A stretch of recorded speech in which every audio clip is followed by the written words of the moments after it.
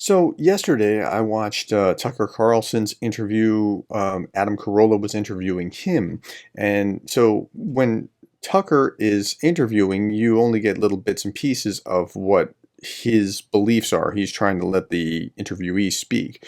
Here, Adam Carolla was interviewing Tucker, so it was the other way around. You're actually hearing Tucker unfiltered about how he really believes this stuff, and he's going on. Now, most of the interview he kept out of discussing Ukraine, but there's about 3 minutes, 4 minutes, 5 minutes of him talking about Ukraine. And just, I want you to hear how he tied it to other events like COVID and other things.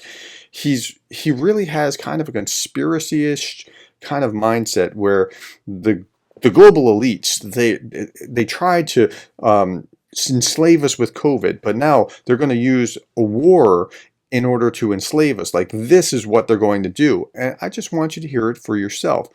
It may be less that he's pro-Russia, although he certainly is.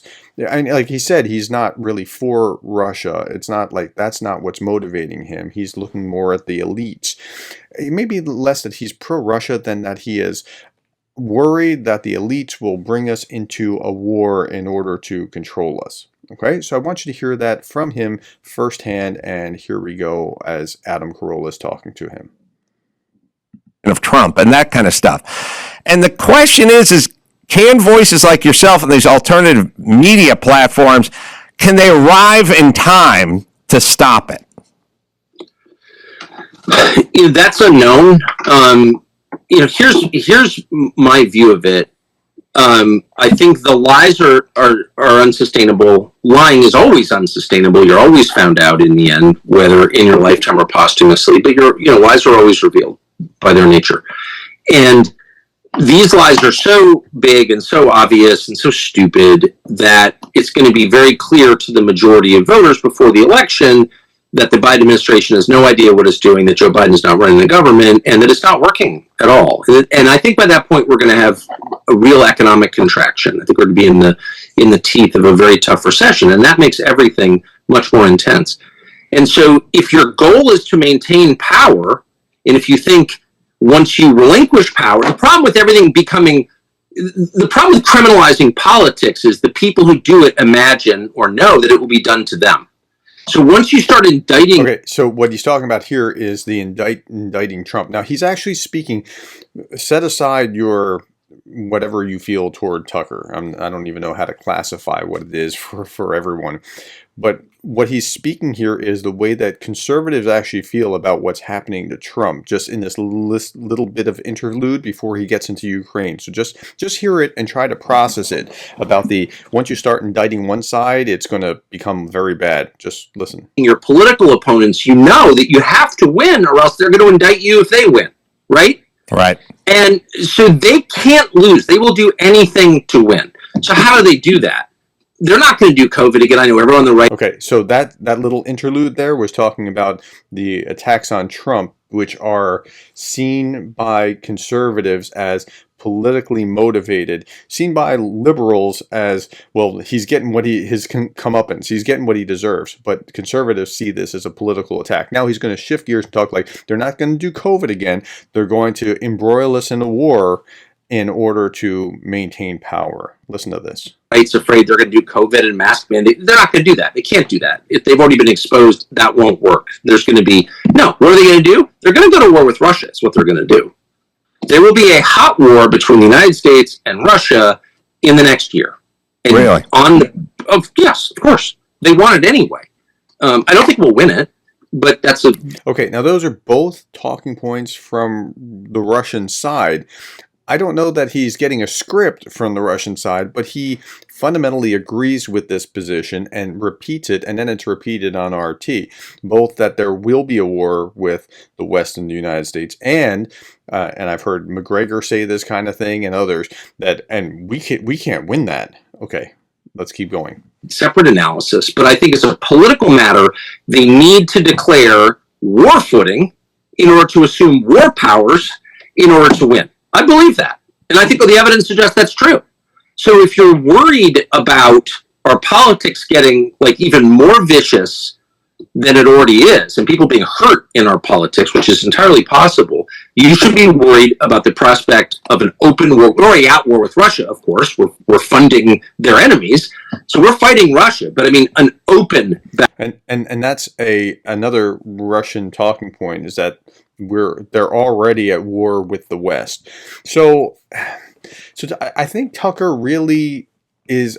Some people will say things like, "Does he really believe this?" I think through his filter of his 30 years in journalism, he has started to adopt the elites are all conspiring against us kind of model of how the world works. And when he filters things through that, this is what he comes up with. Like, he puts that kind of information into his mental computer of what he knows, and he comes up with this. So this is I mean, you hear this repeatedly, the Rothschilds or the Illuminati or whatever, but it's been since about the time Trump came in, the swamp, the deep state, it's that kind of thing, and that's where Tucker is going with this. And a corollary of that is that they want to do anything to stay in power, and they're fine with plunging us into World War III in order to do that, which will turn nuclear and the end of the world and doom and gloom. I don't share that position, but I'm trying to interpret what he is saying and how he's saying it, and so you can see. But the interesting thing here is that it's not just pro-Russian. It's not like Jackson Hinkle or Scott Ritter, Scott Ritter really just sincerely is pro-Russian.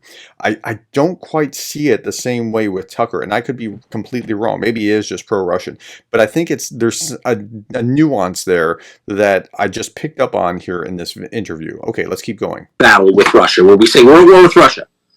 I think that could easily happen. I think we could Tonkin Gulf our way into it, where all of a sudden... Okay, Tonkin Gulf our way into it. A little explanatory note, just in case you're not aware. So when Vietnam started, what the triggering event was called the Gulf of Tonkin incident, where apparently a ship was fired upon, and they said, hey, this is the start of hostilities.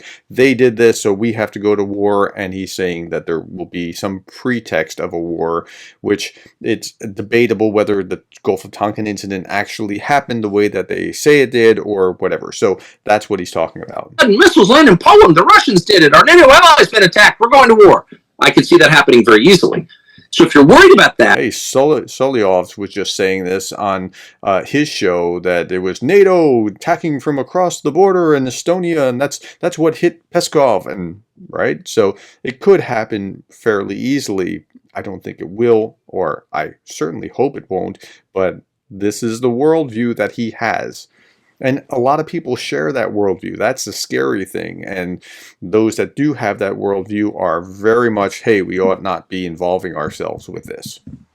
You need to put as much pressure as you possibly can on the Republican-held Senate to force a peace, which can be done. The United States can... Okay, so I would argue exactly the opposite. Put as much pressure on Republicans, particularly if, like me, you're a Republican, on the Republicans not to do what Tucker's saying, to make sure that you're holding the line so that this does not trip into a hot war, that you are providing Ukraine what it needs so that the Russians can be pushed out of Ukraine, because allowing them to do this only allows worse things to happen moving forward. So we come to it fundamentally from opposite ends of the spectrum. We could force a peace in Ukraine tonight. We're funding one side. There is no Ukrainian army outside of NATO. If NATO withdrew its support for Ukraine, Ukraine would crumble in a day. So we are the only power in the world that can bring both sides to the table to force a peace, which will be unsatisfactory, as all forced peaces are. Like, each side will give more than it wants, but that's the only option. Otherwise, I would bet my house on it. We are going to war with Russia. And of course, the stakes are everything, our life on the planet. I mean, these are the two biggest nuclear arsenals in the world facing. As I'm watching him and as I've seen him over time, I don't think he's just being a shyster, trying to do this for graft or greed or talking points or whatever. I think he sincerely is deluded into believing this in the same way that he would probably think that I'm deluded into believing my position as well. But I think he's sincere, and I think he's wrong. But that's what he's arguing. Off against each other. So, like, this is insane. They're insane. These are people who think men can become women, who believe that face masks save you from COVID. I mean, these are not rational people. Would they go to war with Russia? Of course they would. Again, they that they're talking about are the elites that want to hang on to power, and they're going to do it by any means possible. Okay, so that's Tucker, and I think that really shows where he stands, where his position is, and again, I think he's absolutely wrong about this, the approach that he's taking, but it kind of makes sense when you filter it through that lens, even if that lens is incorrect. Okay, tell me what you think about what you just saw. I'm very interested. Like, don't just curse Tucker. I mean, we can all, anybody can do that. Tell me what you think about, like, how could he process, if this is his starting point in his mental assumptions, how could he possibly get somewhere else?